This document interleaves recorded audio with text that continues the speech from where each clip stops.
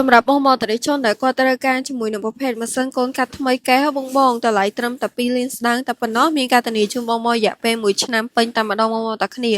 ហើយសម្រាប់ប្រភេទគ្រឿងបន្លាស់វិញគឺងាយស្រួលរកមែនតើបងចង់ដាក់ជាមួយនឹងប្រភេទគ្រឿងបន្លាស់កូនកាត់នឹងក៏បានឬមួយក៏បងចង់ដាក់ជាមួយនឹងប្រភេទគ្រឿងបន្លាស់គូបតាក៏ត្រូវគ្នាដែរបងតាគ្នាហើយតម្លៃត្រឹមតែ2លានស្ដើងតែប៉ុណ្ណោះបងតាគ្នាបើសិនជាបងមានតម្រូវការត្រូវការជាមួយនឹងប្រភេទម៉ាស៊ីនកូនកាត់ណាកាតា14សេតឬមួយក៏15សេតកាឡាបងអាចរកទិញបាននៅហាង6លីមខ្ញុំទាំង3ទីតាំងបានបងតាគ្នាហើយតម្លៃវិញគឺត្រឹមតែ2លានស្ដើងតែប៉ុណ្ណោះបងតាគ្នាហើយបើសិនជាបងនៅតាមបណ្ដាខេត្តបើសិនជាបង